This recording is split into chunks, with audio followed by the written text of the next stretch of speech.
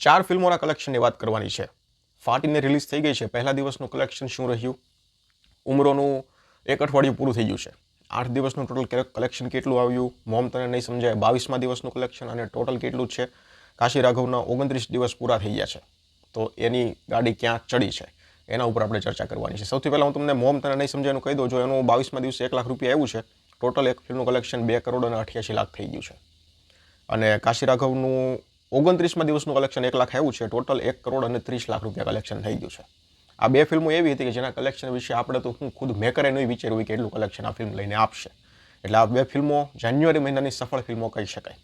હવે સફળના રસ્તા પર ત્રીજી ફિલ્મ ચાલી રહી છે ઉમરો, જેનું એક અઠવાડિયું પૂરું થઈ ગયું છે. એટલે 8મા દિવસની ઓક્યુપન્સી અને આખો ડિટેલ રિપોર્ટ એનો છે, એના પર પણ ચર્ચા કરીશું. પણ સૌથી પહેલાં આપણે ફાટીને જે ગઈકાલે રિલીઝ થઈ, પબ્લિક તરફથી, ક્રિટિક્સ તરફથી, બધા તરફથી ફિલ્મનો રિસ્પોન્સ ખૂબ સરસ આવી રહ્યો છે. અને ફિલ્મ પાસેથી જે આશા હતી એ લેવલ સુધી લગભગ અમુકના મત અનુસાર પહોંચી છે, અમુકના મત અનુસાર એનાથી થોડી નીચે રહી છે. પણ ખરાબ ફિલ્મ છે એવું કોઈ કીધું જ નથી. પબ્લિક તરફથી પણ રિસ્પોન્સ ખૂબ સરસ આવી રહ્યો છે. પબ્લિક પણ પ્લાનિંગ બનાવી રહી છે ફિલ્મ જોવાની. એટલે આ રીતનો આખો સીન છે. તો એવું લાગે છે કે જાન્યુઆરી મહિનામાં આપણને 4 ગુજરાતી ફિલ્મો સફળ આપશે. 3 તો આપી દીધી છે, કાશી રાઘવ, મોમ અને આ ઉમરો. હવે ચોથી ફિલ્મ ફાટીને એ રસ્તા પર આગળ વધી રહી છે. ભવિષ્યમાં ખબર પડશે કે એ રસ્તા પર ચાલી રહી છે કે પછી એ પણ હિટ કે ફ્લોપ કે ડિઝાસ્ટર ના જશે. હવે જો પહેલા દિવસનું ફાટીને ફિલ્મનું કલેક્શન છે ને નિરાશ કરે છે. નિરાશ કરવાનું કારણ મારી પાસે અત્યારે મને પર્સનલી એક એવું લાગે છે કે ઉમરો, અને એની પછી જો બીજી બે ફિલ્મ હોય ને તો આ કાશી અને મોમ તને નહીં સમજાય. કારણ કે 3 ફિલ્મો સિનેમાઘરમાં ચાલી રહી છે. જોકે આમ તો વધારે ચાલી રહી છે, પણ ડિસન્ટ પ્રકારના શો કહીએ ને તો આ 3 ફિલ્મોના છે. એમાં જો મોમ અને કાશી આ બંને ફિલ્મ કદાચ ન હોત ને તો ફાટીનું જે કલેક્શન છે ને એમાં થોડો વધારો હોત. પણ એટલો બધો ફરક ન, પણ થોડો વધારો તો હોત જ ફાટીને ફિલ્મના પહેલા દિવસમાં. કારણ કે શો એક તો રોકાઈ ગયા, ભલે એક શો ગણો તો એક, પણ રોકાઈ તો ગયા કે નહીં. એટલે એના માટે, અને ઉમરો તો સીધી ટક્કર આપવાની હતી, એ તો ખબર જ હતી. કારણ કે પહેલા દિવસે જ્યારે ફિલ્મના રિવ્યૂ આવ્યા ત્યારથી જ ખબર પડી ગઈ હતી કે આ ફિલ્મ છે એ ઝડપથી દોડનારો ઘોડો છે. લાંબી રસનો છે કે તો આગળ ખબર પડશે, પણ ઝડપથી દોડનારો ઘોડો છે ને એ ઉમરો છે. એટલે ઉમરો તો સીધી ટક્કર આપી રહ્યું છે. એની સાથે સાથે એને સપોર્ટ કરે છે મોમ અને કાશી. આ બંને ફિલ્મો સપોર્ટ છે. એટલે 3 ફિલ્મો છે, એની સાથે પહેલા દિવસનું ફાટીનું કલેક્શન થોડું ઓછું આવ્યું છે. એક દર્શકની કમેન્ટ એવી હતી કે ગયા અઠવાડિયે મેં ઉમરો જોઈ, તો હવે આ અઠવાડિયે ફાટીને ફિલ્મ જોવાનું બજેટ બનાવવું પડશે. આ સીધી કોમેન્ટ છે ને એ આપણે સમજવા જેવી છે અને થોડીક ઉતારવા જેવી છે. અને આ ટોપિક પર આપણે ઓલરેડી ઘણીવાર અમે વાત પણ કરી છે. મેં આગળ તમને કીધું કે ફાટીને ફિલ્મનું કલેક્શન ઓછું આવ્યું છે. આવું કેમ થયું? તો આ કમેન્ટ પરથી તમે નક્કી કરી લો આવું કામ થયું. ફિલ્મ પસંદ આવી છે, લોકોને ગમે છે, રિવ્યૂ પણ સારા આવ્યા છે, લોકોને જોવા પણ જવું છે. પણ ગયા અઠવાડિયે ઉમરો જોઈ નાખી, એના કારણે હવે આ અઠવાડિયે ફાટીને જોવી કે કેમ એ વિચાર ઉપર છે. આ તો આપણને એમ થાય કે ભાઈ એક જ વ્યક્તિની કમેન્ટ આવી, એ ભાઈએ કીધું એટલે આપણને ખબર પડી. આ સવાલ, આ ઇસ્યુ, આ પ્રોબ્લેમ આપણા ગુજરાતમાં ઘણા દર્શકો સાથે હોઈ શકે છે. આ ફાટીનું પહેલા દિવસનું કલેક્શન જોઈ મને એવું લાગ્યું કે હકીકતમાં આવું પણ હશે.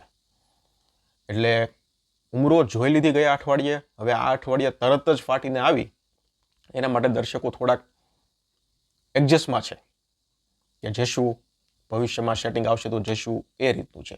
બે મોટી ફિલ્મો વચ્ચે મને એવું લાગે છે કે થોડું અંતર વધારવાની જરૂર છે. કદાચ ઉમરો અને ફાટીને વચ્ચે જો 15 દિવસનું અંતર હોત ને તો પહેલા દિવસના કલેક્શનના આંકડામાં પણ થોડો ઘણો વધારો જોવા મળે. ભલે દર અઠવાડિયે ફિલ્મો ગુજરાતી આવે છે, એમાં કોઈ ઇસ્યુ નથી, અને એ તો જો કે કરવું જ પડે. કારણ કે વર્ષમાં 50, 60, 100 ફિલ્મો આવતી હોય, પણ મોટી ફિલ્મો જ્યારે આવતી હોય ને, મોટા ડિરેક્ટરોની હોય, મોટા સ્ટારની મોટી ફિલ્મો હોય, જેની હાઈપ માર્કેટમાં થોડી વધારે હોય, મને એવું લાગે છે કે એને 15 દિવસનો એટલી સમયગાળો અપાય. એક્ઝામ્પલ તરીકે આ ઉમરો ગયા અઠવાડિયે આવી, તો આ અઠવાડિયે પણ આવતા અઠવાડિયે ફાટીને રિલીઝ કરાય. તો કેવું કે પબ્લિક ધ્યાનમાં રહે કે ભાઈ આ અઠવાડિયે ઉમરો જોઈ છે, હવે આવતા અઠવાડિયે જોઈએ શું થાય છે. બાકી ફાટીને આવે છે ત્યારે આપણે કંઈક સેટિંગ કરી લેશું. આ નાના માણસો અને મધ્યમ વર્ગની કહાની છે ને આ રીતની હોય છે કે સેટિંગ કરવું પડે. સીધું ચાલો વાંધો નહીં જોઈએ જ આવશું ને, આવું ન હોય. તો 15 દિવસનો ગેપ મને એવું લાગે છે કે આપે ને મોટી ફિલ્મોને તો વધારે અનુકૂળતા રહે પબ્લિકને પણ, અને પબ્લિકને પણ ખબર પડે કે ભાઈ આપણે કઈ ફિલ્મ વિશે આપણું બજેટ બનાવવું છે.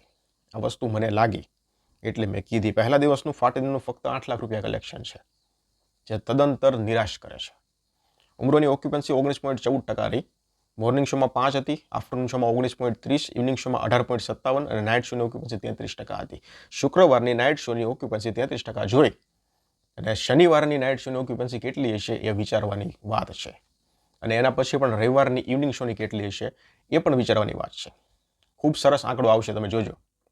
અમદાવાદમાં 19.50, મુંબઈમાં 32, સુરતમાં 11, આણંદમાં 16, ભાવનગરમાં 10, ગાંધીનગરમાં 20.50, વડોદરામાં 22.